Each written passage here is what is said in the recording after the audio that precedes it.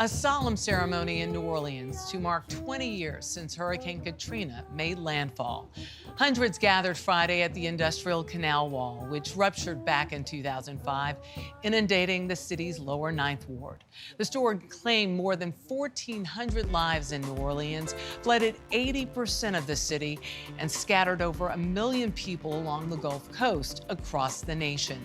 It's cost more than $200 billion, thanks to breaches in the city's levee protection system, failures that ultimately informed officials on how to better prepare for natural disasters. For New Orleans itself, Hurricane Katrina has become a true testament of grit. And while 100,000 people never returned, those that did are determined to keep striving. When we started this project in 2017, it was full of tallow trees and trash. Non-native. Non-native. This is a part of our neighborhood restoration and planning efforts. Rashida Ferdman is a bona fide conservationist. And so we replanted this area with native cypress and bald cypress and tupelo trees. Not just native plants, but wildlife too. In this area, we've seen a 200% increase in bird species. So we have about 80 different types of bird species living here. An added benefit to an area that for a long time didn't fulfill its potential as a buffer to storms and hurricanes. The non-native trees don't create a healthy root system. They don't create what's needed for the anchorage, and they don't have the anchorage of the soil, and they don't have the longevity. So we're creating this healthy ecosystem that does create a buffer. The we in this case is Sankofa, an organization of volunteers named after a mythical bird from Ghana, known for looking behind itself while continuing to move forward. We felt inspired to do something and to build our community back and build it back better than it was.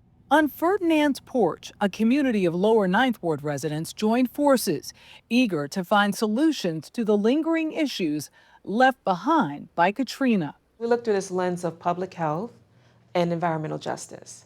Mortality rates, chronic disease rates, food, income, having employment. We look at those and decide what programs we need to bring to the fold in order to address those barriers. 20 years ago, Ferdinand was building an art career, had bought a home on the same street as 3 generations of her family had done before. Then the storm forced her to evacuate to Atlanta. Earlier that day, I was actually with some friends at a park festival, and it still wasn't resonating to us that we needed to leave. She returned 6 months later to a house that fared better than most. What was your reaction when you saw your home? It was a numbness because so much had happened. The neighborhood looked devastated. And I also felt very, very fortunate, very grateful that I had a house, that I had my life. I was safe. I had family. A family who already knew what it takes to survive. Falling trees are knocking out telephone lines all over town. That's because 60 years ago, both her parents lived through Hurricane Betsy. Roaring across the Industrial Canal into the southeast section of New Orleans. A Category 4 storm that also wreaked havoc on the lower 9. In Betsy's wake, there's only darkness, confusion, and death. My father's family were on the roof for 3 days. And my grandmother wrote a 16-page letter about that ordeal, which it's a testament of beauty and hope and resilience and power. That's a sickening sight, your furniture floating in your own home. Her grandmother's letter was among the papers Ferdinand saved before she evacuated. A child whimpered, but no one cried out or panicked. It ended with service. It ended with saying, we have each other and we have our community and we're going to do something about that. Those words provided hope and inspiration that she could do it too. So we pitched an idea for using this open space as a place for food access. So this is like the main drag in the lower 9.